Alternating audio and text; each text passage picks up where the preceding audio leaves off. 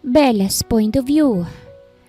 Umuwi ako sa aming bahay dito sa probinsya matapos kong asikasuhin ang mga papeles para sa pangingibang bansa ko.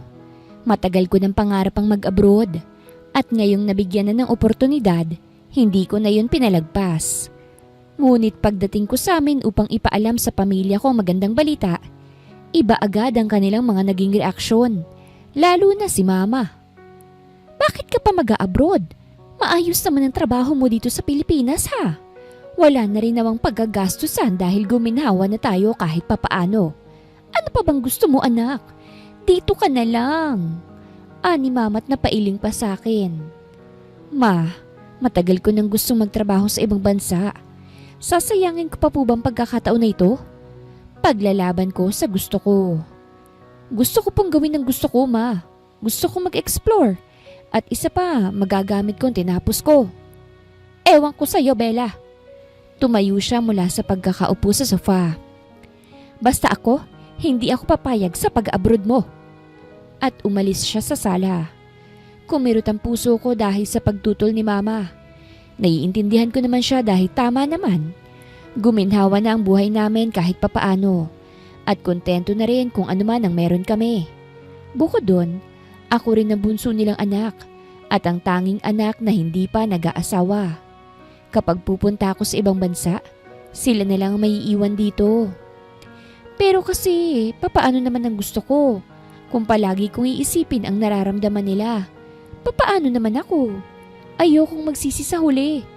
At isa pa, ayokong ikulong ang sarili ko dito sa Pilipinas. Kung may mas magandang oportunidad naman ang dumating sa akin. Anak, lumapit si Papa sa akin at tinapik ako sa balikat. Napatingin ako sa kanya. Mag-abroad ka kung gusto mo. Hindi kita pagbabawalan. Huwag mo nang intindihin ng mama mo. Ako nang bahala. Matamlay akong ngumiti sa kanya. Salamat po, Pa. Hindi ako pinansin ni Mama pagkatapos ng usapin na yon. Kapag isisingit ko tungkol sa pag-abroad ko, pinuputol niya at gagawa ng paraan para mag-ibang topic namin. Minsan sinasadya niya pa na may bumagsak raw na eroplano kaya't delikado raw ang mag-abroad. May isa pa nga na nagising ako na may balita sa radyo na scam ng agency at ginawang pokpok ang mag-abroad. Nilakasan talaga ni Mama ang volume para lang marinig ko. Pero kahit ganun, pursigido pa rin ako sa gusto kong mag-abroad at sisikapin ko pa rin makumbinsi si Mama. Sus! Hayaan mo na si Mama, Bella. Ani Ate Isabel sa kabilang linya nang tumawag siya sa akin isang gabi. Papayag naman talaga yan eh. Baka nalungkot lang kasi iiwan mo na sila. Huwag ka mag-alala. Uuwi kami dyan ng asawa't anak ko para hindi na siya malulungkot. Mag-abroad ka kung gusto mo. Sayang din naman lalo na't naaayo na sa kursong tinapos mo, diba? Napabuntong hininga ako at napatango sa sinabi ni Ate Isabel. Kaya naman sinunod ko ang gusto ko kesa sa gusto ni Mama. 27 na ako. At sa totoo lang, wala pa akong masyadong nararating sa buhay kaya't isang malaking pagbabago itong tatahakin ko. Bumalik ako sa syudad 1 linggo ang nakalipas matapos kong umuwi sa probinsya. Tutungo ako ngayon sa kumpanyang tinatrabahuhan ko dala ang resignation letter. Sa totoo lang, kinakabahan ako dahil kay Sir. Matagal na kasi akong nagtatrabaho bilang sekretary niya. At itong pagre-resign ko ay baka mas lalong magpa-bad trip sa kanya. Nagka-problema kasi siya sa isang kamiting niya noong nakaraan at wala talaga siya sa mood hanggang ngayon. Pero iisipin ko pa ba ang mood swings niya? Si Sir, nasa loob ba? Tanong ko sa ka-workmate ko na kalalabas lang ng opisina ni Sir. Kita ko na putlang-putlang kanyang labi. Ayos ka lang ba? Ayos lang ako. Tumikhim siya at pinasadahan ako ng tingin. Ano yung suot mo? Bakit hindi ka naka-attire? At anong oras na? Baka mas lalo yung magagalit. Hindi ko maiwasan ng kabahan sa sinabi niya. Hindi ko na siya natanong pa dahil mabilis siyang umalis. Napabuntong hininga na lamang ako at humarap sa tapat ng pinto. 5 taon na akong sekretarya niya. Bakit hanggang ngayon kinakabahan pa rin ako kapag ganito? Siguro dahil sobrang intimidating niya, hindi approachable, parang leon sa kagubatan. Huminga ako ng malalim at saka kinatok ang pinto ng 3 beses. Come in. Binuksan ko ang pinto ng opisina niya at bumungad agad sa akin ang ginaw ng aircon. Pumasok ako sa loob at maingat na isinara ang pinto. Hindi naman mahirap hanapin si Sir dahil nandun siya sa lamesa niya, busy sa ginagawa. Nag-angat siya ng tingin saglit nang mapansin ang presensya ko. Miss Legaspi, you're late. Hindi ko pinansin ang puna ni Sir sa akin at nilabas ang laman ng envelope na dala ko nang makarating sa harapan niya.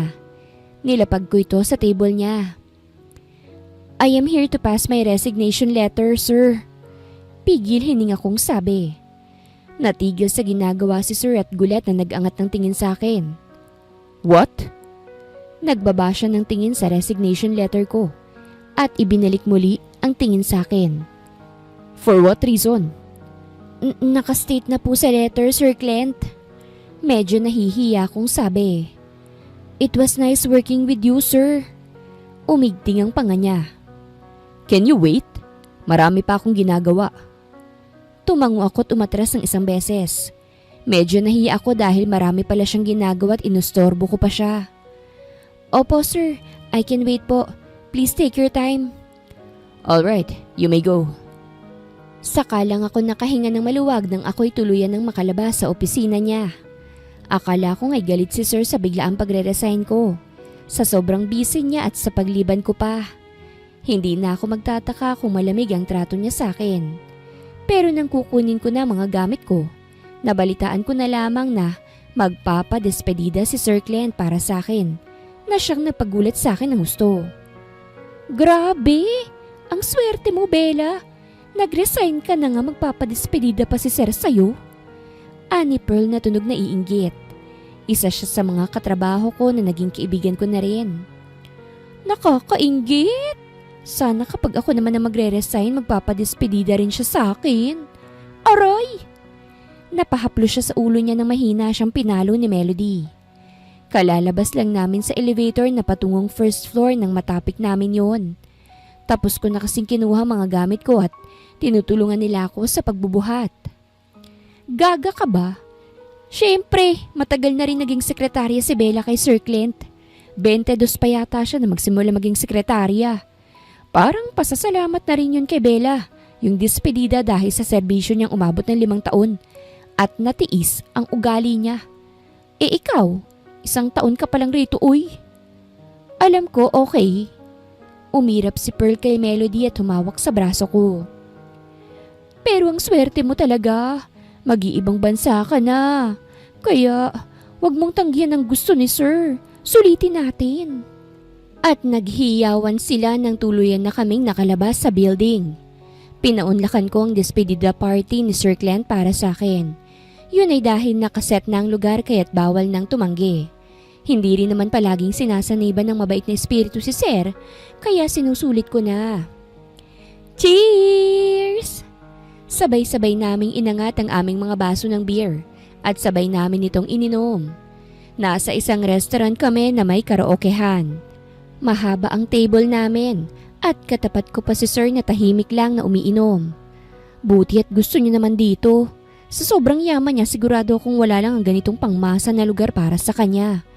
Pero na-appreciate kong effort niya na makihalo sa mga ordinaryong tao na kagaya namin. At siya pang nag-adjust. Grabe! Aalis ka na talaga ng bansa, Bella. Baka dun ka na mag-asawa. Sana all. Ani Cherry sabay ngisi sa akin. Swerte mo at nagpa-despedida party si Sir sa'yo. Ang bait mo naman, Sir Clint. At tumawa siyang mag-isa. Napakurap-kurap tuloy ako at napalunok na balingan si Sir Clint na wala lang reaksyon. Ano bang magiging work mo sa abroad? Tanong agad ni Cherry nang mapagtanto ang kanyang sinabi kanina. English teacher. Medyo nahihiya kong sabit na pasulyap kay Sir na nasa akin na ang tingin. Wow! Sa wakas magagamit mo na ang kurso mo, Bella. Ani Lady May. San ba? Sa Japan. Sagot ko. Umawang labi ni Cherry. Hala, anyong hasayo ka pala? Siniko siya ni Roxanne. Lol, yamamete ko dasay uy. at nagtawanan sila. Hindi naman lahat invited sa party na ito. Yung mga malalapit lang din at mga nasa isang team, kaya't komportable kaming nagtatawanan. Ngunit hindi ko pa rin maiwasan ng mailang dahil kaharap ko lang si Sir Clint at mukha siyang out of place. Hindi kasi siya umiimik at hindi rin makarelate sa amin. Nang sinubukan namin siyang isali ng mga katrabaho ko, umatras sa huli sa takot na baka masisante.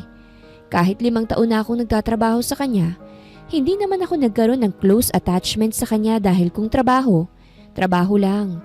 At hindi rin mangyayari yun dahil na rin sa ugali niya. Nang malasing na kami, nagkaraoke kami. Kahit sobrang papangit na mga boses at wala na sa tono, confident pa rin kaming kumanta. Wala namang magagawang may-ari ng restaurant na ito kung sasakit ang tenga niya dahil bayad na ito. Oh, kayo ba ng kumanta? Mga lasing na! Lasing kong wikat ibinigay sa kanila ang microphone. Kanta pa! Woo! Lasing na yata ako. Napasandal ako sa sofa na inuupuan ko. Pilit kong nilabanan ng kalasingan ngunit masyado yatang naparami ang inom ko kaya't para na akong baliw na ngumingiting mag-isa habang halos mahiga na sa sofa. Hindi ko nga napansin katabi ko na pala si Sir Clint. Hi, sir! Mahina akong humagikik. Salamat po sa padispedida party Masaya po ako. You're drunk, Miss Legaspi. Alam ko po, hindi naman ito palagi Ngumisi ako sa kanya. Ngayong lasing na ako, ngayon lang kita nakakausap ng malapitan. Nagulat siya nang hawakan ko ang kanyang mukha. Ang gwapo mo sana, sir, kaso sungit-sungit mo. Nanatili lang siyang nakatingin sa akin kaya't napakurap-kurap ako. Lasing na yata ako. Inalis ko ang kamay ko sa mukha niya at nang marinig ang kanta ng kasamahan ko, tumayo ako para sana lumapit sa kanila. Nang hawakan ni Sir Clint ang kamay ko at pinaupo pabalik sa sofa. Sir! Medyo nailang ako nang inilapit niya ang kanyang sarili sa akin kasabay ng pagpungay ng kanyang mga mata. Ngunit binaliwala ko lamang yon dahil lasing ako. At baka namamaligmata lang ako sa aking nakita. I'm just thankful that you're my secretary, Miss Legaspi. Kaya may despedida. Kumunot ang noo ko nang may inilapag siya sa hita ko. Ano ito? My last payment for you. Wika niya. Kailangan mong pirmahan para maibigay ko sa iyo ang huling bayad ko sa iyo. Nagningning ang aking mga mata sa narinig. Kahit sobrang ingay ng lugar dahil sa kanta ng mga kasamahan ko, tama lang na narinig ko yon mula kay Sir. Talaga? Tiningnan kong papel at dahil lasing ako't medyo malabo ang paningin, hindi ko makita ng maayos ang nakasulat. Pasensya na, sir. Natawa ko. Hindi ko makita ng maayos Hindi ko alam kung saan ako pipirma. Pwede bang bukas na lang? Don't worry, I'll guide you. Hinawakan niya ang kanang kamay ko at binigyan ako ng ballpen. Iginiya niya ang aking kamay sa papel kung saan ako pipirma. Dito ba? Tanong ko. Yup, sign it, Miss Legaspi. Wala sa sariling pinirmahan ko ang papel saka ibinalik sa kanya ang ballpen. Natapos ang despedida party para sa akin na masaya. Nakaband ko kasi ang mga naging parte ng buhay ko sa trabaho. At sa unang pagkakataon, nakasama namin si Sir. Medyo limot ko na ang ibang pangyayari sa gabing yun dahil sa kalasingan. Ngunit paggising ko, alam ko na masayang nangyari dahil malaki na ang ngiti ko sa labi. Lumipas ang 1 buwan. Dumating na ang araw na pinakahihintay ko. Ang flight ko patungong Japan. Natanggap na rin ni Mama kalaunan ng pag-abroad ko kaya taalis na ako na walang bigat sa dibdib. Bukod doon, naayos ko na rin ang lahat. Ang maayos na pagre-resign at iba pa. Gusto sana akong ihatid nila Mama at Papa sa airport. Ngunit hindi ko sila pinayagan sapagkat malayo ang syudad at wala silang kasamang pag-uwi. Akala ko talaga magiging maayos ang lahat dahil naasikaso ko na ito at ready na akong mag-abroad. Ngunit pagdating ko sa airport, ay saka naman ako nagkaroon ng problema. Asawa? Anong ibig mong sabihin? Lito kong tanong sa babae. Wala po akong asawa, ma'am. Baka nagkakamali lang kayo. Our records are usually accurate, ma'am. Sigurado ka ba na walang pagkakamali o mali ng pagkakaintindi? Halos hindi na maipintang mukha ko sa tanong niya. Oo, sigurado ako. Bakit naman ako magkakaroon ng asawa? But I'm afraid I cannot allow you to proceed until this matter is resolved. Mas lalong nasira ang ekspresyon ko sa sinabi ng babae. Ha? Pero flight ko na ngayon. Naasikaso ko naman na maayos sa mga papeles ko, ma'am. Hindi po ako kasal. At isa pa, I'm sorry, ma'am, pero hindi talaga pwede. Kailangan mo munang ayusin ang pagkakamali na ito kung talagang hindi po kayo kasal. Base sa records kasi namin, married po kayo. Parang gumuho ang mundo ko sa narinig. Paano nangyari to? Single na single ako tapos biglang married? Anong klaseng airport ba ito at ako pa talagang ginawang sinungaling? Ano? Kinasal ba ako habang tulog ako? Hindi ba talaga pwedeng maayos to? Look, ma'am, nagsasabi po ako ng totoo. Hindi ko alam kung paano nangyari yan. Kanino ba ako ikinasal ha kung ganon? At kung makadesisyon kayo, nakasal na ako. Akmang sasagot na sana ng babae nang may nakita siyang presensya sa likuran ko na nagpataranta sa kanya. Sir! Kumunot ang noo ko't binalingan ng likuran ko. Namilog ang bibig ko nang makita ko si Sir Clint. Sir? Lito kong wika. Anong ginagawa mo rito? Hindi niya sinagot ang tanong ko at tiningnan ng babae. Good job, Miss Marasigan. Anya sa babaeng kausap ko. Let's go. Ha? Napasinghap ako nang hawakan niya ang palapulsuhan ko at hinila paalis doon. Kasama niya mga alipores niyang bodyguard na siyang kumuha sa mga gamit ko paalis sa airport. Teka nga lang, sir! Anikot nagpumiglas. Flight ko po ngayon. Ano po bang nangyayari? Hindi niya ako sinagot at inangat ang kamay sa isang limousine car na paparating. Hindi ko maiwasang manahimik dahil sa mangha. Ang haba't ang ganda ng sasakyan. Sir! Ani ko nang hilahin niya ako patungo ron. Teka nga lang po, ang flight ko! You're not going. You're my wife now. Namilog ang mata ko. Ano? Pumasok ka na. Pagputol niya sa akin at itinulak ako patungo sa loob ng limousine car. Bago pa man ako makareklamo sa kanya, sinara at nilak niya ang pinto ng kotse. Nataranta ako. Sir Clint! Sir! Mahina akong hinampas ang bintana ng kotse na magsimula na itong umalis. Tapos ako lang mag-isa. Sir! Ano bang nangyayari? Anong wife? Sinong wife niya? Ako ba? Bumilis ang tibok ng puso ko sa kaba. Naiiyak na ako sa sitwasyon ko dahil sa flight kong hindi na yata matutuloy. Dahil sa nangyari. Hindi ko alam kung papaano nangyari ito ngunit sa nakita ko kanina, mukhang magkakilala sila noong babae kaya't siguro isa siya sa may pakana nito. Ngunit bakit naman niya gagawin yun? Nag-resign na ako sa kanya. Nagpa-despedida party pa siya. Kaya ano to? Pilit kong kinalma ang sarili ko dahil wala rin namang sasagot sa tanong ko. Lalo na't ako lang ang mag-isa sa mahaba't magarang kotse na ito. Malayo kasi ang driver at kahit gustuhin ko mang magtanong, hindi rin masasagot kaya't napatingin na lamang ako sa bintana upang pagmasdan ang tungo namin. At ganoon na lang ang gulat ko nang makita ko ang pagliko ng kotse sa malaking gate at agad bumungad ang napakalakit napakagandang mansyon. Parang buhay prinsesang nakatira dito. Dumaan ang kotse sa gilid ng fountain at huminto sa harapan ng entrance ng mansyon. Hindi pa man ako nakaka-recover ng maayos sa mangha. Agad bumukas ang pinto at unang nakita ko ay ang mga nakalinyang mga kasambahay at bodyguards. Lumabas ako sa kotse at mas lalo akong nagulat nang sabay-sabay nila akong binati at nagbow pa. Magandang hapon po, senyorita. Senyorita? Wow, sardinas lang. Senyorita? Napakurap-kurap ako. Sino? Tinuro kong sarili ko. Ako? Opo, senyorita. Nakangiting wika ng kasambahay. Pasok na po kayo. Ha? Teka, si Sir Clint. Tara na po, ma'am. Wala akong magawa nang iginiya ako ng babae patungo sa loob ng magandang mansyon at napanganga na lamang ako sa sobrang ganda.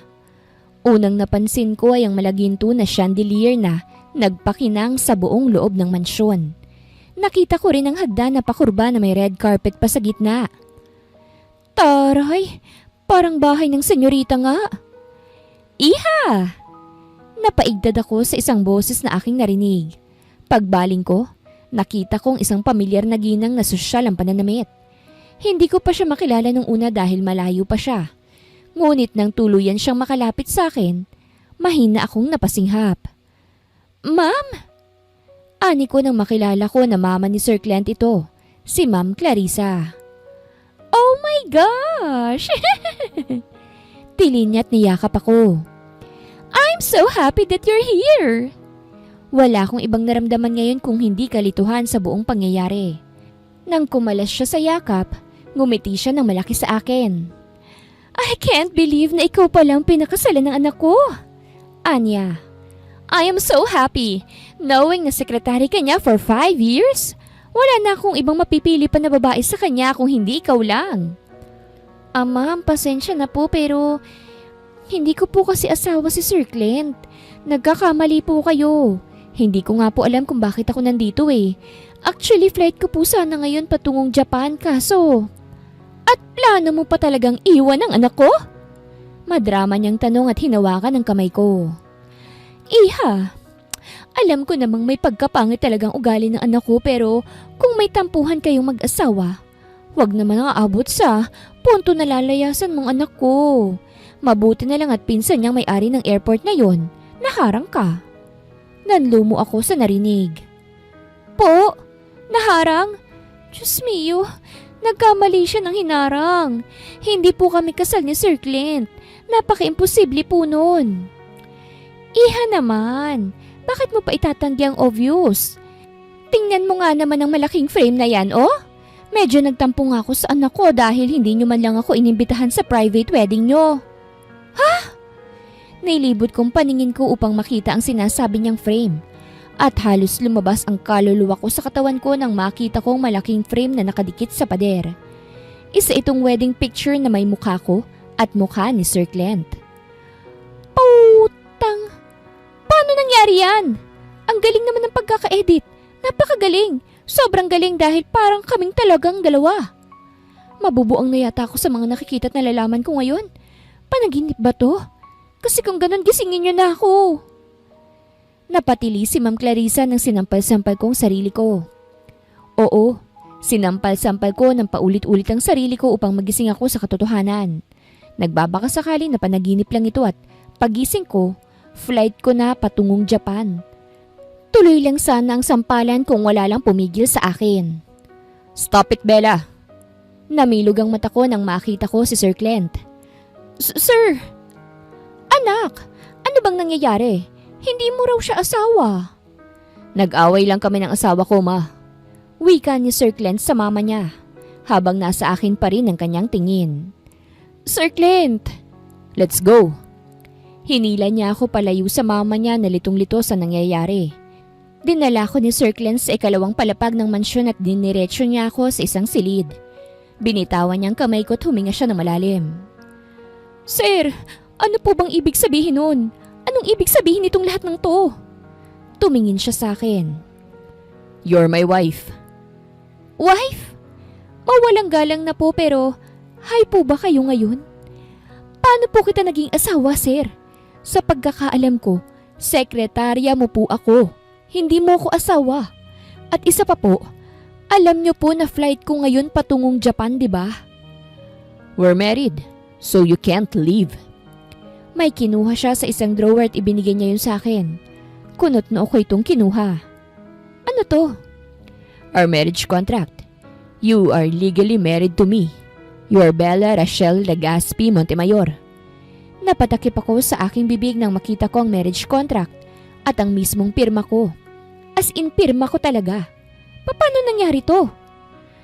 Sir, paano nangyari to? Hindi ako ang pumirma niyan. Imposible po yan. Wala po akong maalala. You were drunk when you signed the marriage contract. Paliwanag niya na parang wala lang. Sa despedido party, you signed the paper na akala mo ay last payment mo. But it was actually a marriage contract. Ha? Hindi ko maproseso ng maayos ang sinabi niya sa gulat. So pinapirma mo ako tapos akala ko last payment pero marriage contract pala? Yes. Yes! Yes, Bella. Mabuti at pinsan kong may-ari ng airport na yon. I asked someone to stop you from going. Nalaglagan pang ako sa kanyang revelasyon. So ibig sabihin you took advantage of my drunkenness? Inuto mo ako? Yes. Napasinghap ako sa pag-amin niya. Para kasing wala lang sa kanya. Na para sa kanya tamang ginawa niya at parang wala siyang sinirang plano. Boss ko siya ngunit dati yun. Ngayon, hindi na. Pwede na akong magalit sa kanya dahil hindi ito tama. Sir, kung totoo man ang lahat ng ito, sinira mo ang plano ko. Anikot kumayom ang kamao ko. Kaya sana maayos ang pagkakamali na ito. This is not a mistake. I want to marry you. Anya. So I did it. And don't worry, hindi naman kita pinapirma upang magdusa ka sa akin. I'll give you 2 million pesos, house and lot, and 50,000 a month. In exchange, you will act as my wife, Bella. May kinuha muli siyang papel at ibinigay sa akin. Here, read this. This is an agreement, Bella. Read it carefully. Kinalma kong sarili ko at binasa ang agreement paper. Nakasaad doon ang matatanggap ko sa pag-uto niya sa akin. 2 million cash, house and lot, 50,000 a month allowance. At ang hindi niya na-mention kanina, isang brand new car. Ang rason kung bakit niya nagawa yon dahil nangangailangan siya ng asawa. At akong napili niya sa dahilang mas kapanipaniwala pa akong sekretarya niya ang pakakasalan niya. Naghahanap na kasi ang kanyang daddy ng susunod na tagapagmana. At bilang isa sa mga anak niya, isa sa requirements ang maikasal. Sign it if you agree. Natauhan ako nang marinig ko ang boses ni Sir. Kahit gaano pa kaakit-akit ang offer na ito, hindi na ito ang kailangan ko. Pasensya na, Sir. Tiningnan ko siya. Hindi ko po magagawa to. Maghanap ka na lang po ng babaeng may gusto ng ganito. Hindi ko po gusto ang ganito. Nilapag ko sa lamesa ang papel at saka iniwan na siya sa silid. Napakahirap kasing isipin at malapit na sa imposible itong nangyayari sa amin. At isa pa, importante sa akin ang kasal. Hindi yun basta-bastang binibigay ng kung sino-sino. Ngunit saktong paglabas ko sa silid, tumunog ang phone ko at nang tingnan ko kung sino, numero ito ni Mama. Wala sa sariling sinagot ko ito at nagpatuloy sa paglalakad. Ma? Anak? Hindi ka pa ba nakakaalis sa Pilipinas, hindi ba? Hindi pa naman, hindi ba? Natigilan ako sa paglalakad kasabay ng pagbilis ng tibok ng puso ko. Ma, hindi pa po. Bakit po ba? Ayos ka lang ba? Anak! Anak ko! Humagulgol siya. Ang bahay kasi natin nasunog. Ang papa mo anak, critical ang kondisyon sa ospital. Namilog ang mata ko at napasinghap. Ano? Anak, ang bahay natin. Ang mga pinaghirapan ninyong magkakapatid. Wala na. Sunod-sunod na tumulo ang luha sa aking mga mata. Kung kailan pa talaga nakaahon na kami sa kahirapan, saka pa namin to mararanasan. Hindi ko na malaya na nakalabas na pala si Sir Clint at kita ko ang pag-iba ng kanyang ekspresyon nang makita niya akong lumuluha. Why are you crying? Nagmadali akong lumapit sa kanya. Nanginginig na ang kamay ko. Sir, yung bahay namin nasunog Si papa ko po critical ang kondisyon. Pwede pakihatid po ako sa amin. Gusto ko pong umuwi agad. Sir, yung papa ko po. Kahit tinanggihan ko ang kanyang alok, hindi nagdalawang isip si Sir Clint na tulungan ako. Sakay ng kanyang kotse, bumiyahe kami patungong probinsya. 2 oras din ang biyahe kaya't grabe ang overthink at pagmamadali ko na makarating. Dumiretso ako sa ospital at halos mawalan ako ng lakas nang makita ko na walang malay si Papa habang may bandages na ang ilang parte ng katawan. Ma! Lumapit ako kay Mama na umiiyak pa rin. Ano hong nangyari? Sumabog ang nilulutuan ng Papa mo, anak. Naiiyak na paliwanag ni Mama. Ang Papa mo hindi pa nga rin nagigising Ma, tiwala po tayo sa Diyos. Magigising din po si Papa. Ang bahay natin, anak. Wala na bahay natin. Ang pinaghirapan ninyo magkakapatid, wala na. Walang-wala na tayo, anak. Halos lumuhod na sa harapan ko si Mama dahil sa sobrang panghihina. Halos lumabo ng paningin ko dahil sa luha na tumulo sa aking mga mata. Hindi ko alam kung anong gagawin ko. Naudlot na ang pagpunta ko sa Japan. Nasunog pang bahay namin at nangyari pa ito kay Papa. Kakaresign ko lang kay Sir at wala akong malaking ipon para magsimula muli. Wait! Si Sir Clint! Agad kong nilingon si Sir Clint na hindi pa pala umaalis.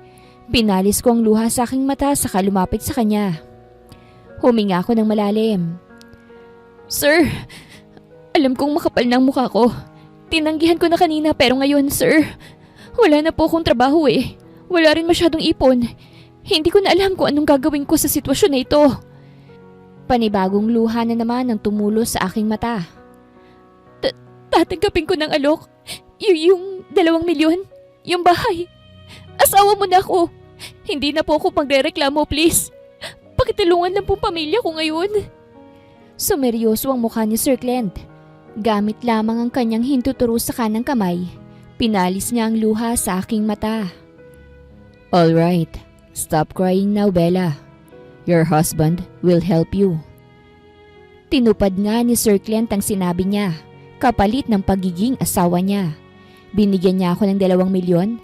House and lot na siyang malaking tulong sa amin dahil wala na kaming bahay. May brand new car din at higit sa lahat, siya ang gumastos para sa gamot ni Papa. Parang blessing in disguise ang offer ni Sir Clint at ang ginawa niyang panguuto sa akin na maikasal dahil hindi kami naghirap sa sitwasyon namin ngayon. Kahit alam ko na napaka-awkward, tinanggap ko na lamang na asawa niya na ako. 2 linggong nanatili sa ospital si Papa bago siya tuluyang nailabas. Nanghingi siya ng sorry sa amin dahil nasunog niya ang bahay sa katangahan niya. Ngunit kailanman ay hindi namin siya sinisisi sa pagkasunog ng bahay dahil mas importante ang buhay niya. Kaya naman ang maihatid sa bagong bahay, parehong gulat sila Mama at Papa. Hindi kasi nila alam ang tungkol sa house and lot na ito. Dito tayo titira? Nagtatakang tanong ni Mama at pinasadahan ng tingin ng buong bahay. Kanino naman to? At ang bait naman para patuloyin tayo rito pansamantala. Napalunok ako. Ma, ang totoo po niyan eh. Bigay po ito. Umawang ang labi ni Mama. Talaga? Sino namang nagbigay? Asawa ko po. Wow! Ang bait naman ng asawa mo.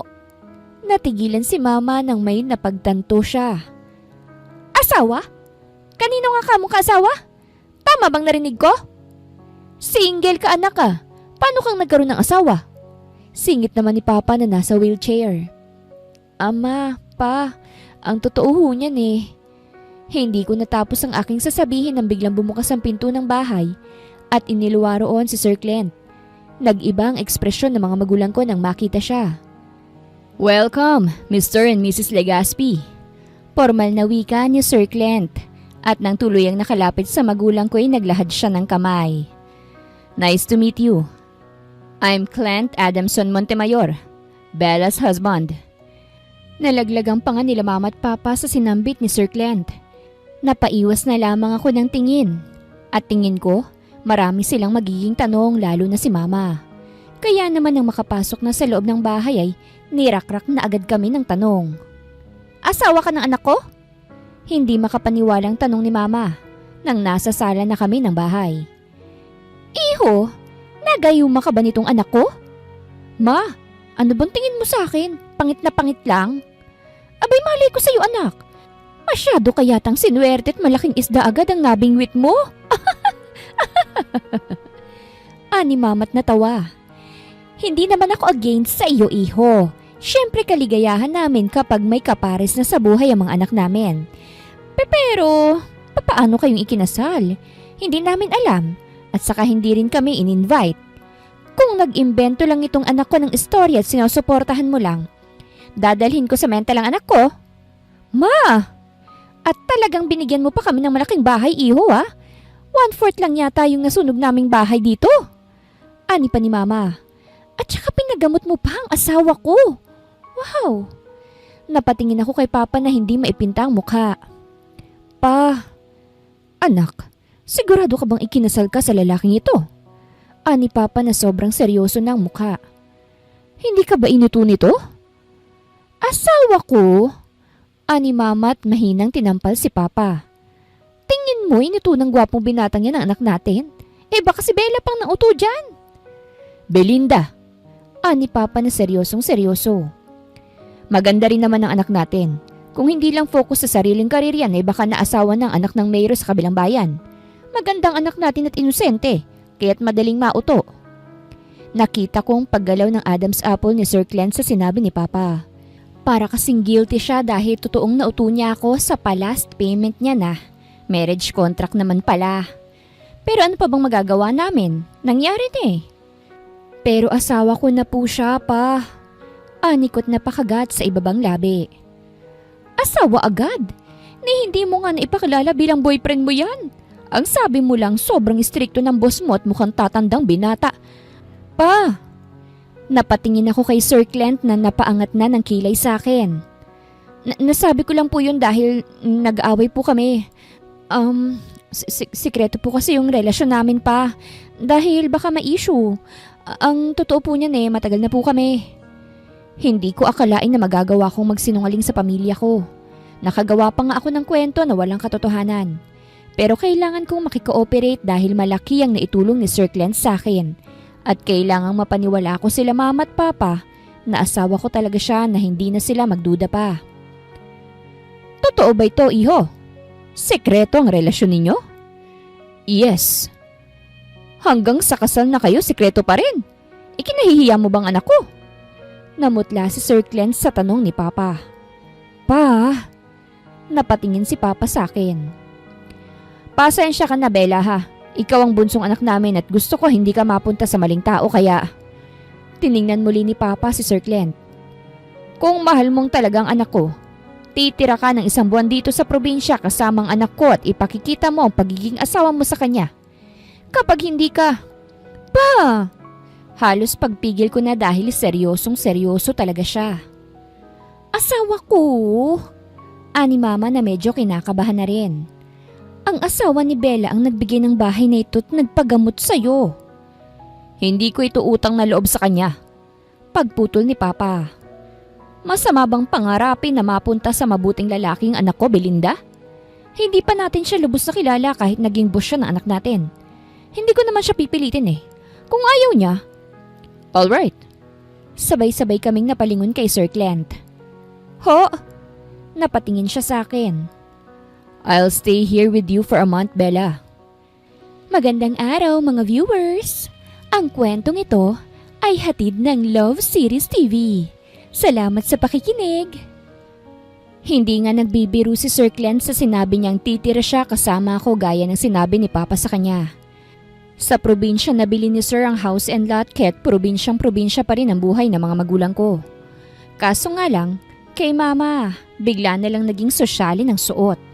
Ang rason niya, nakikibagay siya sa kung anong klaseng buhay ang meron kami ngayon. Taray, parang hindi kami nasunugan Bukod doon, hindi ko maiwasang mahiya kay Sir Clint. Ang laki kasi ng itinulong niya sa amin. Pati trabaho niya sa syudad ay naapektuhan dahil sa pagganito ni Papa. Hindi lang yon, senyorito siya sa kanila pero dito, para siyang inalipin ng husto ni Papa. Magsibak ka ng kahoy, utos ni Papa kay Sir Clint. Pa, nakastove po tayo Ba't pa po kayo nangangailangan ng kahoy? Pagpigil ko dahil ako nang nahihiya dahil ramdam ko ang pagod ni Sir na hindi man lang marunong magreklamo. Noong nakaraan kahit na may tubig naman sa amin, pinaigib niya si Sir Clint ng tubig sa malayo. May isang beses pang magutom si Papa. Pinakatay siya ng manok. Tulala talaga siya noon dahil first time niya raw pumatay ng manok para kainin. Pumasok ka na sa loob, Bella. Inutusan ko lang naman siya dahil gusto niyang tumabi sa'yo sa pagtulog. Kailangan niya magsibak ng kahoy bago mangyari yun. Umawang ang labi ko. Bakit naman tatabi si Sir Clint sa akin sa pagtulog? Hindi naman kami totoong nagmamahalan. Wag mo nang pakinggan si Papa. Ani ko kay Sir Clint. Baka mapano ka, wag mo nang gawin. Napatingin siya sa akin. Kaya ko, Bella. Hindi ako makatulog ng maayos sa tinutulugan kong kwarto. Kaya't gagawin ko ito para tabi tayo sa pagtulog mamayang gabi.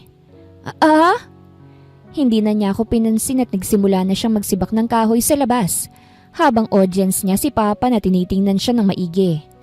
Hindi ko maiwasang mag-alala dahil hindi siya sanay sa ganitong trabaho. Buhay mayaman siya at hindi natin kailanman matatanggal yun. Sa gitna ng pagsisibak niya, nakatingin lang ako sa may pintuan, nag-aalala. Kaya't nang tumigil siya sa pagsisibak ng kahoy, mabilis akong lumapit sa kanya nang hindi nag-iisip. "Sir!" Tawag ko't nang makalapit ay agad kong pinunasan ng kanyang pawisang mukha ng face towel na dala ko. Nagulat siya sa ginawa ko at napatingin siya sa akin. Pawis na pawis talaga siya dahil mainit din naman. "Ayos na to, sir. Huwag ka na makinig kay Papa. Tinitesting ka lang yan." Ani ko sa gitna ng pagpupunas ko. "Pawis na pawis ka dito tapos sa inyo nilamok hindi ka pinadadapuan." Napakagat ako sa ibabang labi ko matapos sabihin yon. Guilty na guilty kasi ako dahil kami pa nga ang tinutulungan, siya pa ang naghihirap. Hinawakan ni Sir Clint ang kamay kong nagpupunas sa mukha niya kaya't natigilan ako. "Sir?" "Asawa na kita. And yet you still call me sir." Ha? Mahina akong napasinghap nang inilapit niya ang mukha niya sa akin. "Call me Clint or husband. Asawa ko." Anya. "Not sir. You're my wife now." Unti-unting bumilis ang tibok ng puso ko sa sinabi niya. "Pero, paano maniniwala ang papa mo kung sir ka ng sir sa akin? Call me by my name. Or you can call me love if you want." Nag-init ang pisngi ko sa sinabi niya. Clint na nga lang." Tumango siya at binawi ang face towel mula sa kamay ko. "Bumalik ka na sa loob." Anya saka inilagay ang face towel sa balikat niya. "Sobrang sama na ng tingin ng papa mo sa atin, oh." Naibagsak ko na lamang ang balikat ko at tamad na binalingan si Papa na agad na nag-iwas ng tingin. Bumuntong hininga na lamang ako at saka bumalik na lamang sa loob ng bahay. Mahirap man ang ipinaranas ni Papa kay Clint, baliktad naman kay Mama na siyang alagang-alaga siya nito. Matapos niya kasing magsibak ng kahoy, ay pinaglutuan siya ni Mama ng kalamares na siyang nagustuhan naman ni Clint. Lalo tuloy na bad trip si Papa dahil wala man lang para sa kanya. Kaya iyon, isang oras matapos kumain, inutusan na naman niya si Clint at hindi naman tong nagreklamo. 2 linggong pagpapahirap ang ginawa ni Papa kay Clint bago ito na-satisfy. Sa mga linggo na yon, kahit ramdam ko ang pagod niya, wala akong narinig na reklamo mula sa kanya, kahit may karapatan naman siya. Kaya't nang matapos na ang paghihirap niya sa kamay ni Papa, gumawa talaga ako ng paraan para makabawi sa kanya. At iyon ay ang ipasyal sa mga tourist spots dito sa aming probinsya. Marami kasing magagandang lugar dito na dinarayo talaga ng mga turista. Pasensya ka na talaga sa papa ko ah. Kung alam lang sana nila, hindi ka sana pahihirapan ng ganito. Ani ko pagdating namin sa isang beach, naglalakad sa may baybayin. Pinasyal ko kasi siya at tutungo kami sa isang formed rocks na sa gilid ay may kuweba. It's fine. It's a new experience for me. Kahit na, napakagat ako sa ibabang labi. Pagpasensyahan mo na siya. Istrikto si Papa sa mga lalaki. Lalo na sa akin na hindi pa kailanman nagkakanobyo kaya't pasensya ka na talaga. Natigil sa paglalakad si Clint kaya't natigilan din ako. It's fine. I understand, Bella. Para akong na-hypnotize na ngumiti siya sa unang pagkakataon. I like what I'm doing, so no need to worry. And besides, I am your husband. Gusto ko ring makatanggap ng approval mula sa kanila.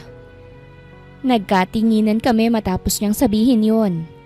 Anong ibig niyang sabihin sa approval na yon? Napalunok ako at naramdaman ko naman ang kakaibang pagtalbog ng puso ko. Naputol nga lang ang pagtitinginan namin sa isa't isa nang biglang bumuhos ang malakas na ulan. Kaya't agad kaming naghanap ng masisilungan. Doon tayo sa may kuweba! Dali! Ani ko't hinawakan ng palapulsuhan niya upang hilahin siya sa may kuweba, upang doon makisilong. At nang magkaroon na kami ay saka ko siya binitawan at agad niyakap ang sarili dahil sa ginaw. Hindi ko naisip na uulan kaya't nakalimutan kong magdala ng payong. At saka malapit nang gumabi kaya't medyo kinabahan ako. Matagal pa yata itong titigil. Maupo ka muna sa may bato, Clint. Ani ko't umupo sa may pwesto ko. Yakap ko pa rin ang aking sarili. Pero imbis na maghanap ng pwesto, lumapit si Clint sa akin at ipinwesto ang sarili sa tabi ko. Napalunok ako at hindi maiwasang kabahan. Pasensya na, wika ko. Naabutan tayo ng ulan. Napatingin ako sa kanya nang bumuga siya ng hangin. Napatingin din siya sa akin kaya't nagkatinginan kami. Sa isang igla parang hindi ko na narinig ang pagbuhos ng malakas na ulan. Instead, narinig ko ang pagtibok ng puso ko. Mabutit siyang unang pumutol. Lumipat kasi ang tingin niya sa kamay kong nakayakap sa balikat ko at may kinuha siya mula sa bulsa niya na hindi ko pinansin noong una. Ngunit nang makita ko kung ano ito, umawang ang labi ko. "Give me your hand." Wala sa sariling inilapit ko sa kanyang kaliwang kamay ko at doon lalong nagwala ang puso ko. Sinuotan niya kasi ako ng singsing na wala siya noon. "It suits you." Kailangan po ba ito, sir? Mukha po siyang mamahalin eh. Hindi bagay sa kamay ko. Hinawakan niyang kamay ko. "Bagay na bagay sa'yo dahil asawa kita, Bella." Tuluyan na ngang nabaliw itong puso ko sa mabulaklaking lumabas sa bibig ni Clint. Sa pagkakakilala ko sa kanya, hindi naman siya ganito. Nang muli ay nagkatinginan kami. Pumungay ang kanyang mga mata. At hindi ko alam kung papaano nangyari ang lahat. Basta't sumabay na lamang ako sa daloy ng pangyayari at otomatik na napapikit nang lumapat ang kanyang labi sa aking labi. Nawala ang ginaw sa aking katawan at napalitan ng init dahil sa kanyang halik. First time kong mahalikan kaya't hindi ko alam kung papaano siyang susuklian na maayos.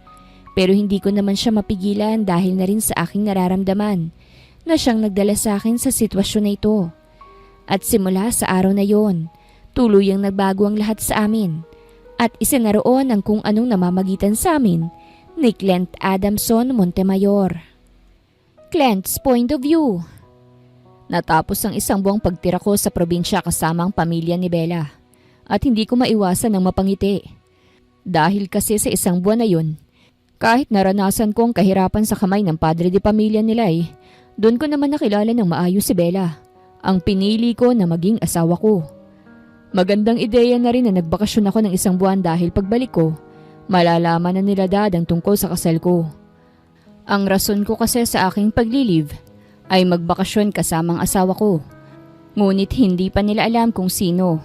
Kaya ngayong huling araw na namin sa probinsya na ito, inihanda ko ng sarili ko para ipakilala si Bella sa lahat. Kasama ang istorya na inihanda namin upang mapaniwala si Daddy. "Balik ka rito, iho ani Tita Belinda, ang mama ni Bella. "Pagbalik mo, ang asawa ko naman ang pahihirapan ko." Ngumiti ako sa kanya at nang balingan si Tito Raul, ay malamig ang kanyang tingin sa akin. "Don't worry, Tito. I'll take good care of your daughter." Ani ko sa kanya dahil ramdam ko na protective talaga siya kay Bella. "I promise." "Sa oras na malamang ko na sasaktan mo ang anak ko, kukulawin kita." Banta niya sa akin. "Maliwanag ba yon?" Napalunok ako. Opo, hindi ko siya sasaktan." "Mabutit nagkakaintindihan tayo. Sana'y wag mong dibdibin ang mga pagpapahirap ko sa'yo. Tinetesting lang kita kung hindi ka rin ba nagrereklamo sa buhay mahirap at kung deserving ka ba sa anak ko." Deserving na po ba ako?" Tanong ko sa kanya. "Mahal ko po ang anak mo, Tito." Hindi ko akalain na aamin din ako sa wakas. Sa tagal ko nitong itinatago, ngayon lang ako nagkaroon ng lakas ng loob. Sino ba naman ang hindi mabibighani sa kanya? Sa tagal niyang sekretarya sa akin, hindi imposible yun. Ngunit ayokong ipahalata sa dahilang ayokong malaman at mailang siya sa akin. And worst, lalayo pa. Kaya't sinubukan ko na lamang na sarilihin. Pero hindi naman habang buhay maitatago na lamang ang nararamdaman. Lalo na ngayong akin na siya. "Hindi mo dapat sa akin sinasabi yan." May itinuturo si Tito sa likuran ko. Sa kanya. Bahagyang namilog ang mata ko kasabay ng pagbilis ng tibok ng puso ko. Nang lingunin ko ito, si Bella ang nakita ko. Nakatayo habang awang ang labi. Sa reaksyon niya, tingin ko narinig niya ang sinabi ko sa papa niya.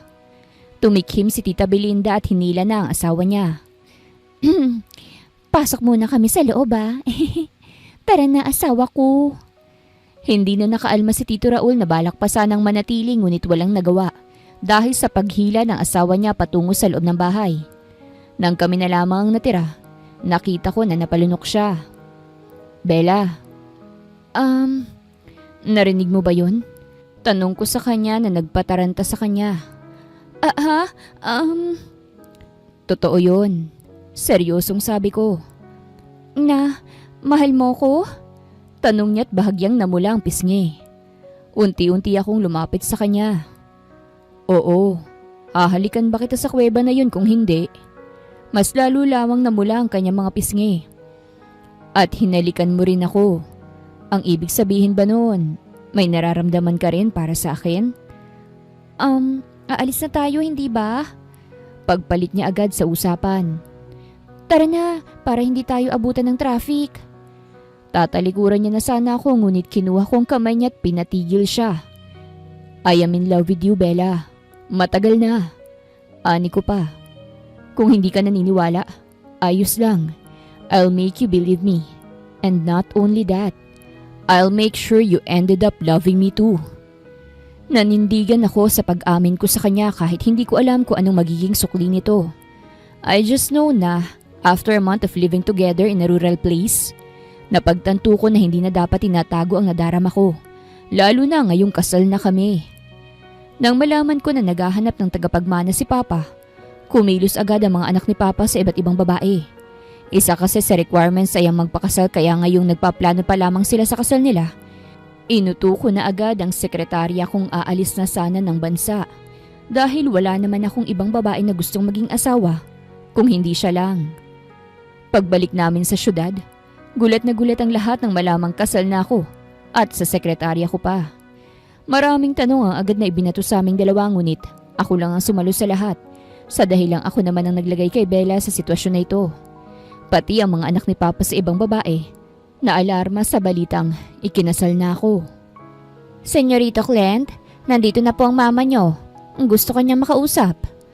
Ani ng isa sa mga kasambahay ko nang kinatok niya ang opisina ko sa mansyon. Ang asawa ko, tanong ko agad sa kanya. Nakahanda na ba? Opo, senyorito. Bumuntong hininga ako saka tumango. Alright, I'll be there in a minute. Naghahanda kami para sa gaganaping family dinner na gaganapin sa bahay ni Papa. Pipili na kasi siya ng air kit kailangan nandun kaming lahat.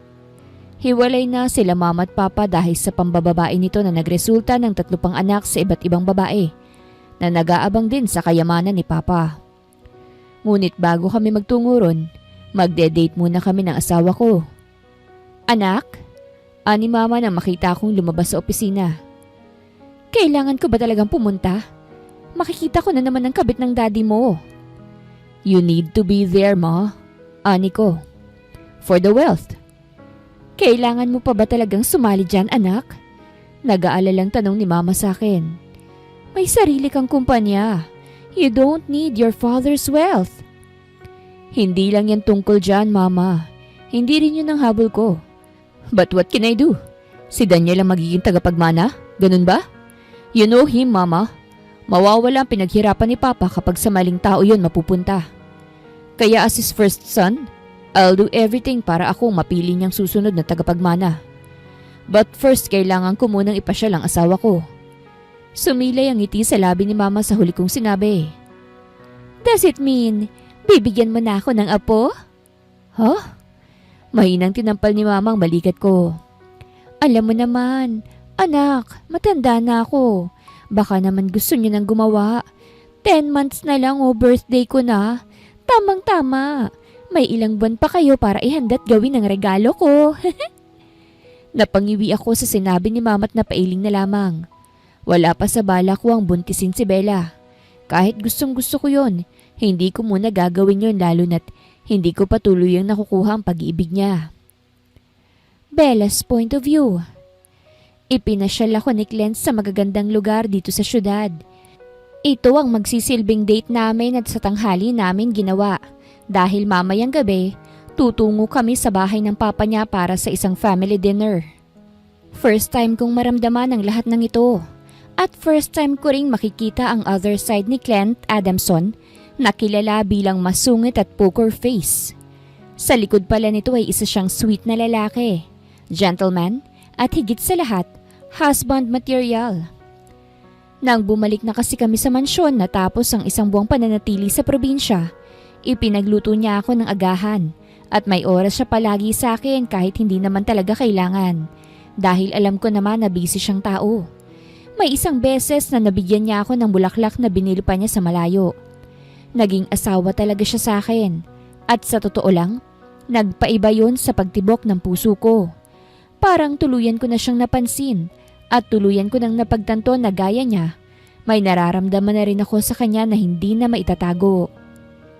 Pick a dress for the family dinner. Ani Clint matapos naming manood ng sine. Dumiretso kasi kami sa isang butik at pinapipiling niya agad ako ng isusuot. Ha? Hindi pa ba sapat tong suot ko? Tanong ko. You look great, but I want you to wear another dress. So pick. Anya sabay bigay sa akin sa black card niya. Huwag mong isipin ang presyo. Piliin mo ang gusto mong suotin. Hindi na ako nakaalma nang iwan niya ako sa kinatatayuan ko. Ang sabi niya ay maghihintay na lamang siya sa akin sa labas. Kaya't ang ginawa ko, naglibot ako upang makapili ng dress na bala kong suotin mamayang hapon. Maganda naman ang mga dress. Sa katunayan kahit ano na lang dito basta sakto sa akin. Pero kahit maganda ang lahat, may isa pa ring nakakuha sa atensyon ko. Isang white dress na walang masyadong disenyo, ngunit eleganteng tingnan. Nilapitan ko ito at akmang kukunin na sana nang may humawak din sa hawakan ng dress. Kaya't napalingon ako sa may-ari ng kamay. Kita ko na nadismaya siya nang makita niyang hawak ko rin ng dress. Agad kong binitawan ng dress dahil ayoko namang makiagaw. Ngunit binitawan niya rin to. Kunin mo na. Ayoko nang may kaagaw.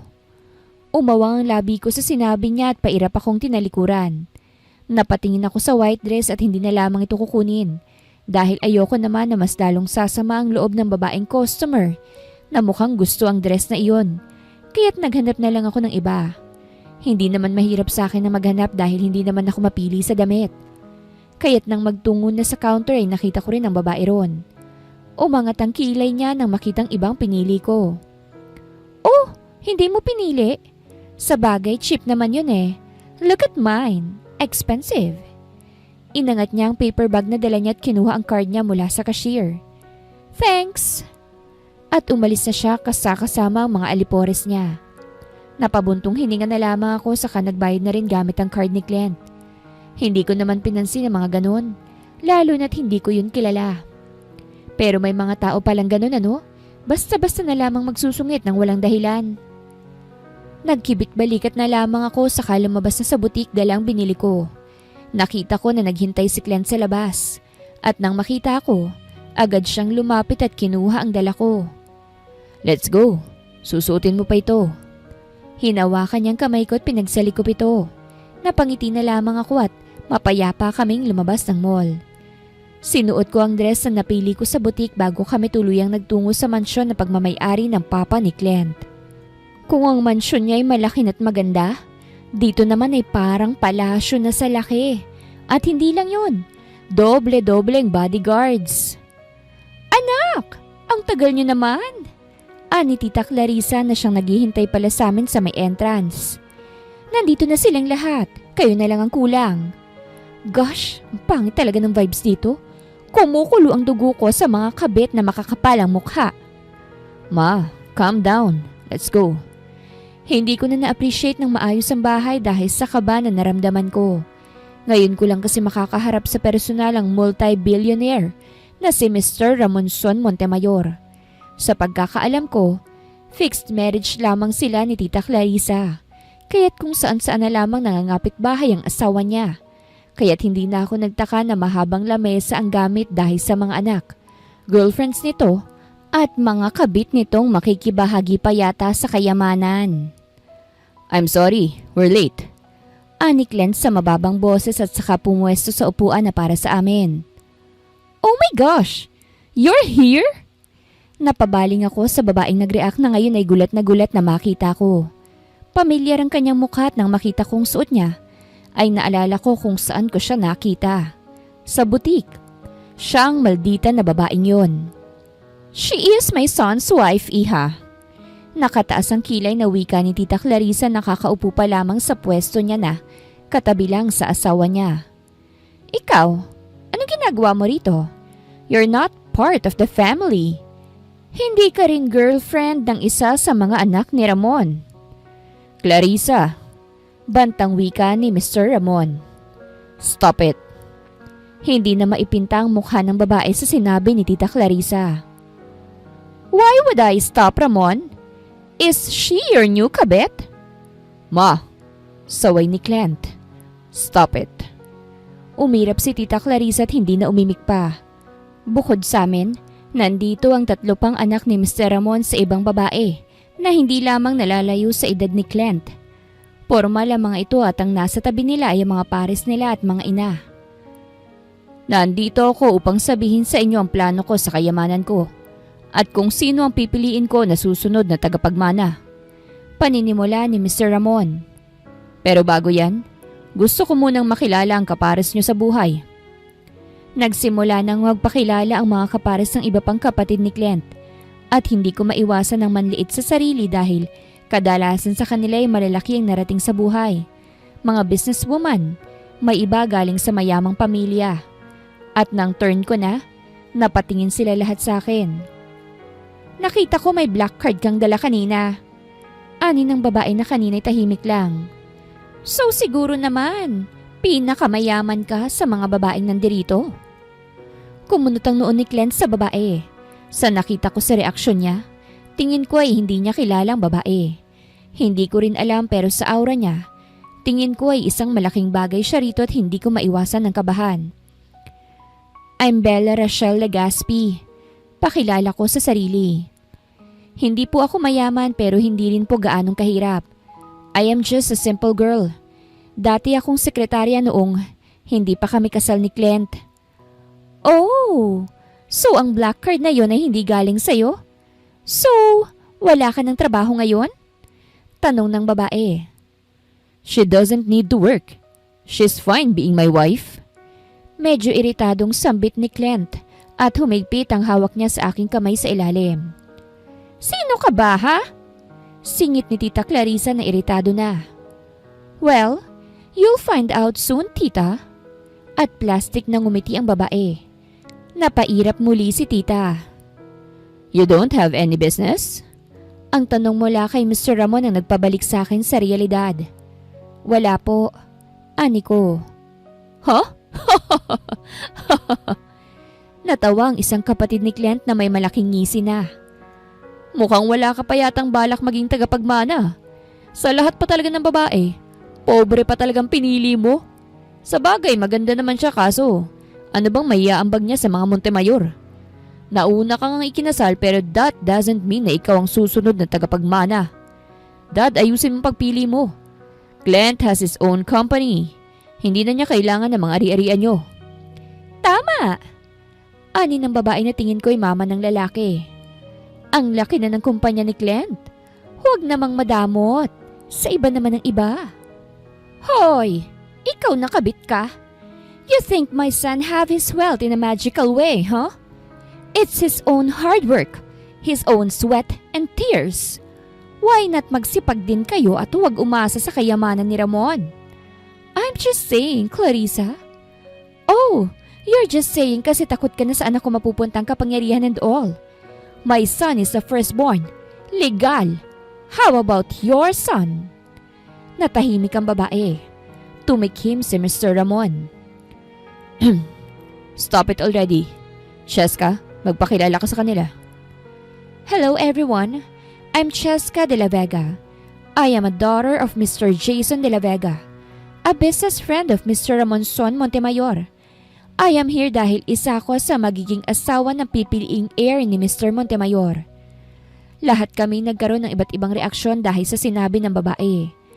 Kahit ang ibang mga kapatid ni Clint ay napareact din. Hindi nila to inaasahan. Dad, what are you talking about? React ng kapatid ni Clint. Nandito nga kami para ipakilalang balak namin pakasalan tapos ganito. You said na kailangan naming magpakasal sa babaeng gusto namin para mapili. Well, I changed my mind. Ang mapipili ko ay pakakasalan si Miss Cheska de la Vega. End of discussion. Ha? Sabi ko na nga ba eh.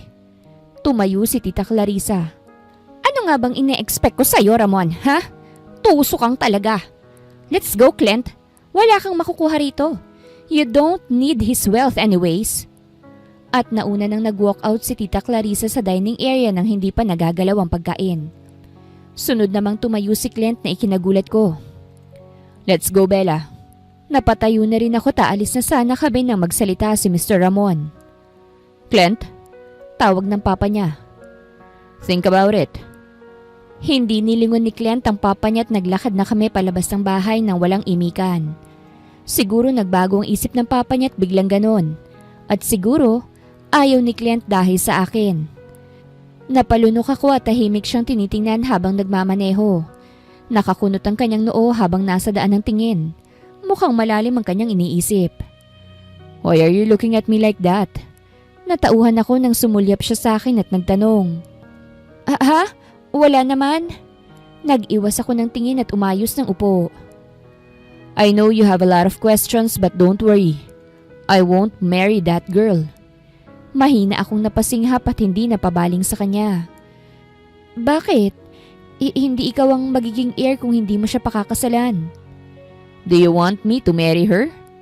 Napakagat ako sa ibabang labi ko at hindi nakasagot. Don't worry, I won't. And I would never marry her. I love you, Bella. Bumilis ang tibok ng puso ko sa sinabi niya at napatingin sa kanya. Inihinto niya sa gilid ng kalsada ang kotse saka bumaling siya ng buo sa akin. Napagtanto ko na hindi ko kayang kunin ang responsibilidad na ibibigay sa akin kung hindi rin naman ang babaeng gusto ko ang makakasama ko. Bella, seryosong sabi niya. Ikaw ang nauto ko noon in the first place dahil ikaw ang gusto kong pakasalan. Hindi ko alam na umiba na pala ang desisyon niya at siya na ngayon ang pipili sa magiging asawa ng susunod na tagapagmana. Kaya it's you or not. That's my choices, Bella.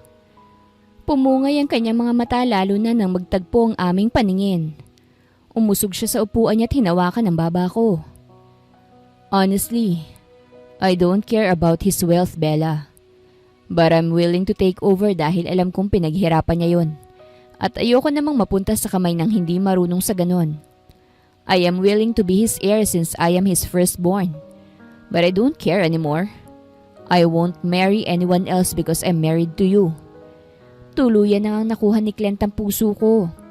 Hindi ko na napigilan ang lahat ng ito. I love you, Clint. Sabi ko't namula ang mukha ko sa kahihiyan. Sumilay ang ngiti sa kanyang labi at bago pa man ako muling makapagsalita, inangkinan niya ang labi ko gamit ang kanyang labi. Hindi na muli naming inisip ang tungkol sa kayamanan ng papa niya at nag-focus na lamang kami sa ibang bagay.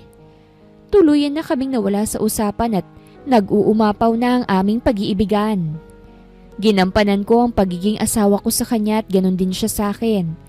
Akala ko, natuldukan na ang desisyon ni Clint na hindi na maghahabol sa kayamanan ng papa niya. Ngunit 2 buwan ang nakalipas mula nang mag-dinner kami roon.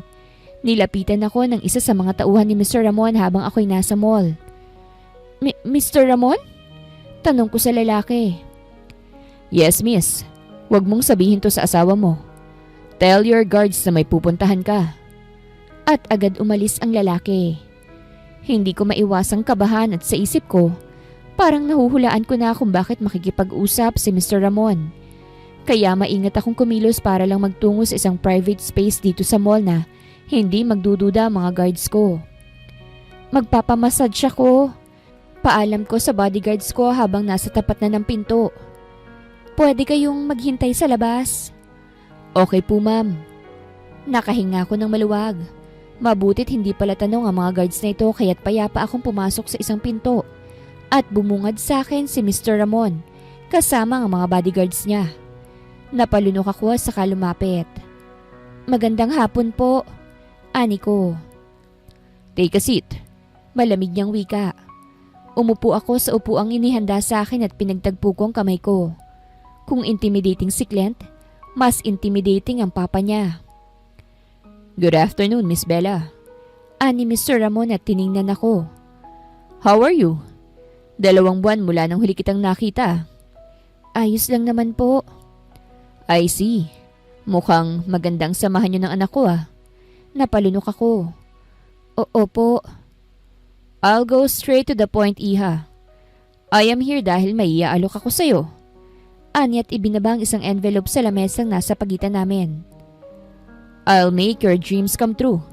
To go to Japan. To be a teacher. Namilog ang mata ko. Paano niya nalaman yon? Pina-background check kita. You're not from an influential family, but you have a good background in education. Sasayangin mo ba yon para lang maging housewife ng anak ko? Sir, I'll give everything you need. The money, the opportunity, lahat. In exchange, hiwalayan mo si Clint dahil siyang susunod na tagapagmana ko. Out of all my sons, siya lang ang may kakayahang magpatuloy sa pinaghirapan ko. At hindi yun mangyayari hanggat hindi siya maikasal sa babaeng kapareho ng estado niya sa buhay. Hindi ako nakapagsalita. Isa na yun sa inaasahan ko pero hindi ko akalain na ganito pala kasakit na isampal sa harapan ko na hindi ako deserving kay Clint.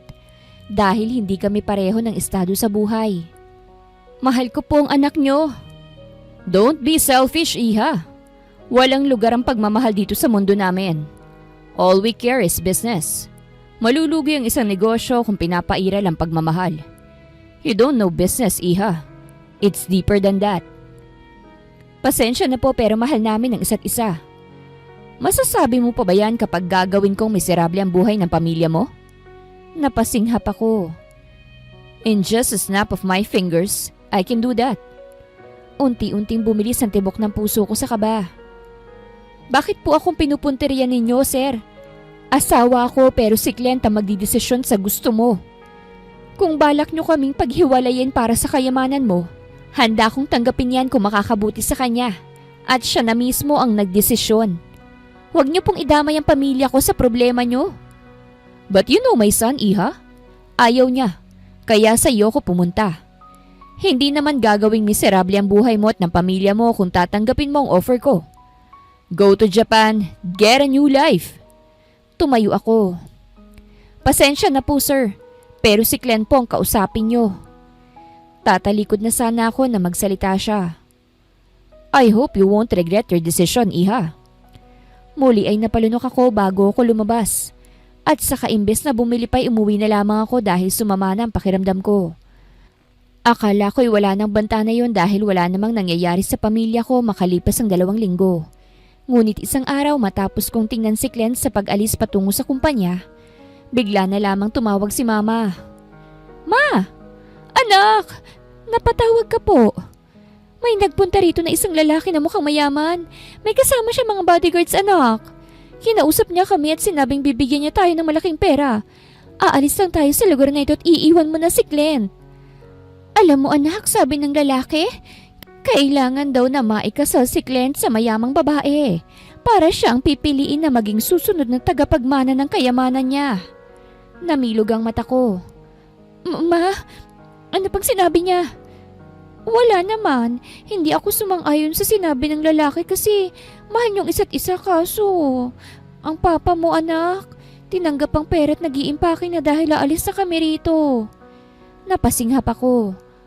Ha? Sino yan, Belinda? Si Bella ba yan? Mag-uusap na kami. Papa! Nanginginig ang boses ko. Anak, hiwalayan mo na si Clint para makaalis na tayo rito. Mahal ko si Clint pa. Malaking tao ang kalaban natin, anak. Mas mabuting sundin na lang ang gusto nila kesa kalabanin natin. Paliwanag ni Papa. Alam ko naman na mahal ninyong isa't isa pero hindi natin sila kaya, anak. Kailangan mong hiwalayan si Clint bago pa maging miserable ang buhay natin. Pa, ayoko. Akala ko ba gusto mo ako maging masaya? Ano to? Pinangungunahan niyo ako eh. Hindi kita pinangungunahan, anak. Para ito sa ikatatahimik ng buhay natin. Sa tingin mo kapag nagpatuloy ka dyan, tatahimik ang buhay mo? Natahimik ako. Maduming maglaro ang mga mayayaman. Kahit ipaglabang ka pa ng asawa mo, hindi magiging madali. Magiging magulo pa rin ang buhay. Ang gusto mong mag-Japan, hindi ba? Gusto mong magturo. Hindi mo magagawa yon kung mananatili ka rito, anak. Nangilid ang luha sa aking mga mata. Anak, Sige na. Pinalis ko ang luha sa aking mata. Ibababa ko muna ito pa. O sige anak. Binaba ko agad ang tawag at napasapo na lamang sa aking noo. Hindi ko alam kung anong gagawin ko. Tinanggap na ni Papa ang pera na inaalok ni Mr. Ramonson, kaya't expected na hindi magiging madali ang buhay ko rito. Senyorita? Natauhan ako nang nilapitan ako ng isa sa mga kasambahay. Bakit? Gagabihin raw po sa pag-uwi si Senyorito Clint. Nagtatanong po siya kung may gusto ka bang pasalubong. Umiling ako. Wala. Wala akong gustong pasalubong. Hihintayin ko na lang siya sa pag-uwi. Sige po.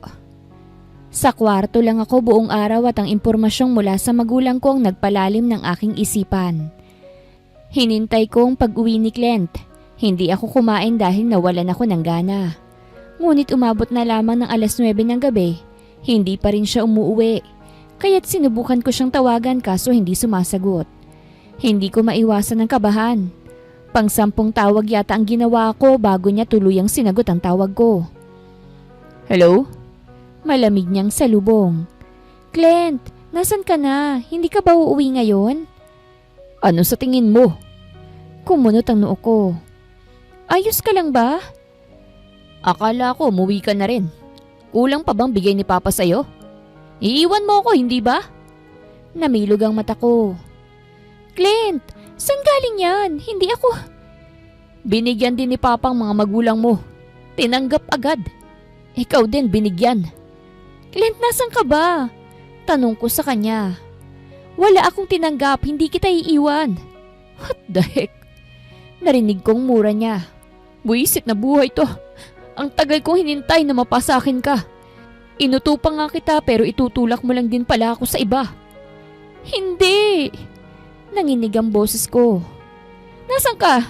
Lasing ka ba? Pupuntahan kita. Go away. Umalis ka na. Magtungo ka sa Japan. Di na kita pipigilan. Clint! Go away, Bella. Dapat pag uwi ko wala ka na sa bahay. At ibinaba niya ang tawag. Kumirot ang puso ko sa narinig. At kasunod nun ay ang pagtulo ng luha sa aking mga mata. Lumabas ako sa bahay suot ang jacket dahil pupuntahan ko si Clint. Kaso nga lang, hindi pa ako nakakalabas ng gate ay hinarangan na ako ng isa sa mga guards. Kuya, pupuntahan ko po si Clint. Gabi na po at mahigpit na ipinagbabawal ni sir na bawal kang lumabas. Hindi, kailangan ko siyang puntahan. Nagpalingalinga ako. Kuya Arthur! Kuya Arthur! Tulog na ho ang driver. Nilingon ko ang bodyguard. Lasing ang asawa ko at kailangan ko siyang puntahan. Ano ba? Pero ma'am, natigil sa pagpigil sa akin ng bodyguard nang biglang may huminto na kotse sa tapat ng gate namin. Alerto agad ang bodyguard at doon nilapitan. Sino yan? Bumukas ang pinto at lumabas si Cheska. Anong ginagawa mo rito? Malamig kong tanong. Oh, napadaan lang ako. Ngumiti siya sa akin. Nakita ko kasi si Clint sa may bar. Siya lang mag-isa. He was very lonely. Lasing na lasing pa. Gusto ko sana siyang ihatid dito kaso ayaw naman niya. Saang bar? Well, binuksan niya ang pinto ng kanyang kotse. Babalik ako ron. Pwede kitang ihatid doon. Dahil mukhang hindi naman yun uuwi kung hindi asawa niya ang susundo. O sige, sasakay ako. Ma'am! Humarang ang bodyguard. Hindi pwede. Pwede ba? Tigilan mo ako. Hayaan mo ako. Galit kong sambit sa bodyguard bago ako sumakay sa kotse kasama si Cheska. Gusto ko makausap si Clint ng personal upang iklaro sa kanya na hindi ko siya iiwan. Na wala akong natanggap na pera. Ang sakit lang na naniwala siya doon agad. Nakangiti si Cheska habang nasa sasakyan kami. Kaya't hindi ko maiwasang mailang sa kanya. You're pretty pala, no? Anya sa akin. Kaya siguro pinakasalan ka ni Clint? Hindi ko siya sinagot. Sorry na sa pagiging attitude ko ha. Anya't hinawakan ng kamay ko. Nasa-stress lang kasi ako sa gusto ng daddy ko. I don't like your husband. Hindi kami bagay, no? Talaga? Oo, and I do have a boyfriend. Ninuso niyang nasa driver's seat. Matagal na kami kaso patago. We're having our secret date, Kit. Nakamask yan. Dun sa bar. Then we saw client, Kit. Dumaan kami para sana i-inform na nasa bar siya. And besides, kailangan ko lang naman umakting na gusto kong pakasalan si client dahil magagalit si daddy. Pero ayokong makasira ng relasyon. Nagbaba siya ng tingin. Ayokong matulad ako sa mami ko. Mahal mo naman si client, no? Tumango ako. Oo, mahal kong asawa ko. Sa gitna ng pagbiyahe namin patungo sa bar, bigla na lamang huminto ang kotse ng hinarangan ng isang van. Kumunot ang noo ni Cheska. Anong nangyayari, Tony? May humarang na van, Cheska. Anak ng... Bigla akong kinabahan at napatili kami ng binasagang bintana kung saan kami nakapwesto. Sumiksi kaming dalawa ni Cheska sa gilid. At nang balingan namin ang boyfriend niya sa driver's seat, nakaangat na ang kamay dahil may baril nang nakatutok sa kanya. Bumukas ang pinto ng kotse sa pwesto at dalawang lalaki ang nakita namin. Sino kayo? Natatakot na tanong ni Cheska. Anong kailangan niyo sa amin, ha? Sumama ka sa amin. Ani ng lalaking nakamask at hinila ko palayo kay Cheska. Ano ba? Bitawan mo ko! Bitawan mo ko! Naistatwa na ako nang tutukan niya ako ng baril. Sasama ka o hindi, babariling kita at ang kasama mo. Sasama ako! Sasama na ako! Huwag niyo po silang sasaktan! Nanginginig kong sabi. Mabuti naman at nagkakaintindihan tayo. At sa kanya ako ipinasok sa isa pang van at doon, tinakpan ng ilong at bibig ko kaya't nawalan ako ng malay. Client's point of view. Umaga na nang umuwi ako sa bahay. Sa kondo ako natulog kagabi dahil lasing ako at ayokong mas lalo pang mabadtrip dahil sa aking nalaman. Papa told me that he gave money to Bella's family at tinanggap ito at ganun din kay Bella. Kapalit nun ay ang pagpapaanal niya sa akin na siyang nagpagalit sa akin ng husto. Kaya ngayong nakauwi na ako, hindi na ako nagtaka na wala na si Bella dahil iniwan niya na ako para sa pera. At tingin ko papunta na siyang Japan gaya ng pinapangarap niya noon. At ako naman, walang magawa kung hindi ang tanggapin ng katotohanan. Ako na ang susunod na tagapagmana na siyang ikinagalit naman ng mga kapatid ko. Lalo na nang malamang wala na sa tabi ko ang asawa ko. Tingnan mo nga naman ano? Ani Daniel sabay halakhak nang nasa sala kaming lahat. 2 linggo nang nakalipas at nagtipon-tipon muli kami sa bahay ni Papa. Lumabas din ang totoong kulay. Itinakbilang asawa para makakuhang sa kanya. Diba? Diba? Shut up, Daniel. Malamig na wika ni Papa. Si Clint naman talagang karapat-dapat dahil siyang panganay at mas maalam pa sa negosyo. Paano naman kami? Wala kaming role sa negosyo mo. Hindi kami maalam. Habang nagtatalo ang mga kapatid ko sa desisyon ni Papa, ay napatingin ako kay Cheska sa tapat ko na tahimik at putlang-putla. Kumunot ang noo ko sa kanya. Are you okay? Napaigtad siya sa tanong ko at nag-angat sa akin. Ha? Are you okay? Oo, ayos lang ako. Napalunok siya. Clint is single again dahil nasa akin ng annulment papers na pinirmahan ng dating asawa niya na si Bella. Ani Papa't ibinigay sa akin ng annulment papers. May pirma nga ito ni Bella. Pirmahan mo na, Clint. Mapapadali ang pagpapawalang bisa sa kasal niyo ni Bella dahil mababayaran lang naman yun ng pera. After that, you will marry Cheska de la Vega and officially lead the Montemayors. Umigting ang pangako habang nakatingin sa annulment papers. Pipirmahan ko ba talaga? Really? Matapos ang paghihirap ko na makuha siya? After all those moments na, mapapaibig ko siya pabalik. Ito ang hahantungan ng lahat? Sa bagay, hindi naman talaga kami magkakaroon ng koneksyon kung hindi ko siya inuto in the first place. Walang mangyayaring kami. I was the only one. Huminga ako ng malalim bago kinuhang ballpen at pipirmahan na sana, nang biglang tumikhim si Cheska. Lahat kami napatingin sa kanya. Cheska, are you okay? Tanong ni Papa sa kanya. Tito Ramon, I am not feeling well. Papahatid po sana ako kay Glenn sa guest room if pwede. Kumunot ang noo ko sa kanya. Alright, Iha. Napansin ko rin na putlang-putla ka. Clint, assist your fiancé. Ibinaba kong ballpen saka tumayo para lang alalayan si Cheska patungo sa guest room. Ngunit pagpasok namin sa loob, nagulat na lamang ako nang sipain niyang itlog ko kaya't napasigaw ako sa sakit. Ouch! Napatalon-talon ako. What the heck is your problem? Isinara niyang pinto ng guest room at nilock.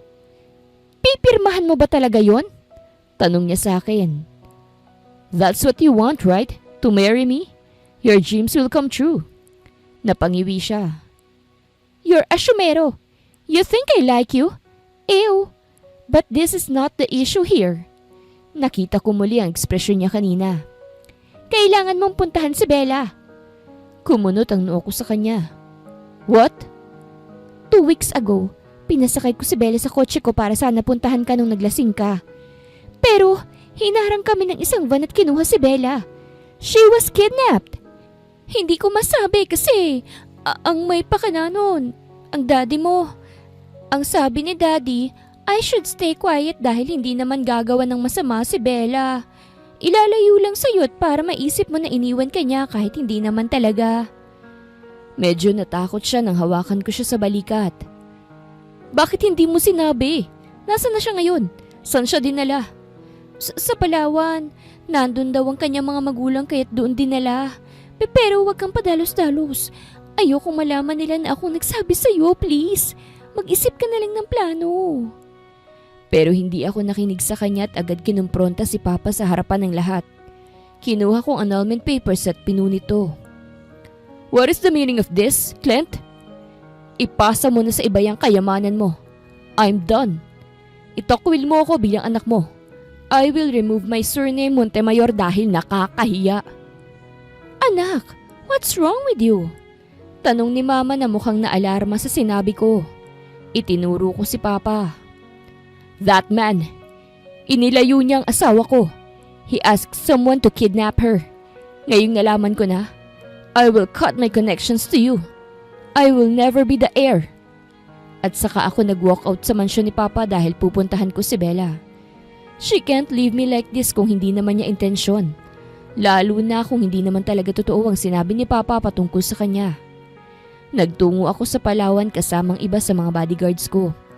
Pinamomonitor ko sila daddy dahil baka kung ano naman ang gawin.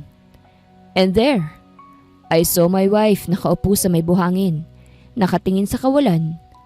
Muntik ko nang pirmahan ang annulment papers na yon sa walang kwentang dahilan. Hindi na ako nagdalawang isip at agad siyang nilapitan at niyakap. Bella! Narinig ko ang kanyang pagsinghap. Clint! Humarap siya sa akin at lumuluha akong tiningnan. Nandito ka!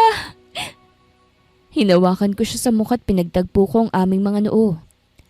I'm sorry, Bella. I love you. I love you so much. Hindi ka ba galit? Tanong niya. Pinalis kong luha sa kanyang mga mata. Hindi ako galit. I'm sorry, Bella. Hindi muna ako bumalik sa amin. Tumuloy muna ako sa bagong tirahan nila dito sa Palawan na malapit sa dagat. Nagsorry ako sa mga magulang ni Bella at ganun din sila sa akin. Nagsorry sila na tinanggap nila ang pera sa takot na baka may masamang mangyari pa sa kanila. Sinabi ko sa papa ko na sasampahan ko siya ng kaso dahil sa ginawa niya. Pero pinigilan ako ni Mama. Sinabi nito na ipangako lang niya na hindi na siya manggugulo pa sa buhay ko. At tungkol naman sa kayamanang meron siya, matapos malaman ang kanyang ginawa sa asawa ko, umatras na ang mga kapatid ko't nawala ng interes sa yaman niya. Sigurado sa takot na baka sila'y madamay sa ginawa ni Papa. Natahimik na rin si Papa matapos ang ginawa niya. At hindi na muling nanggulo pa lalo na dahil sa banta kong itatanggal ko ang apelido ko na siyang ayaw niyang mangyari. Sa huli nalaman ko na lamang na nag-donate siya ng pera sa mga bahay ampunan na siyang hindi ko naman inaasahan.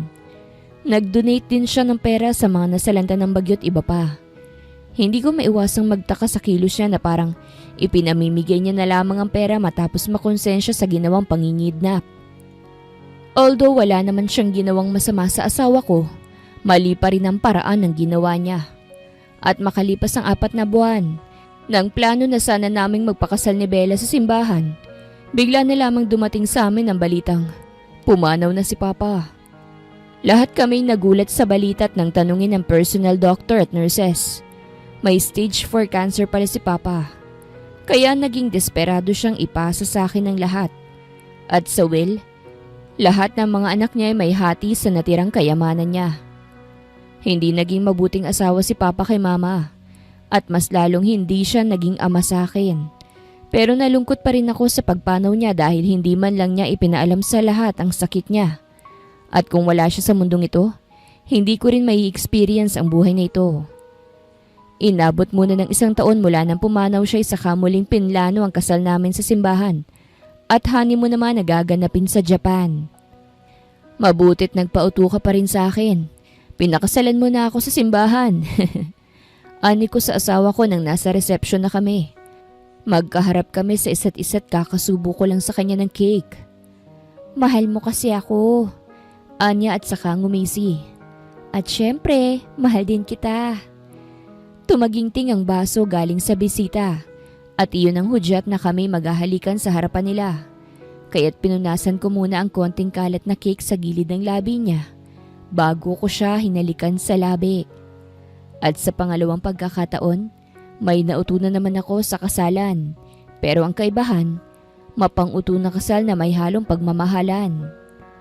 Wakas!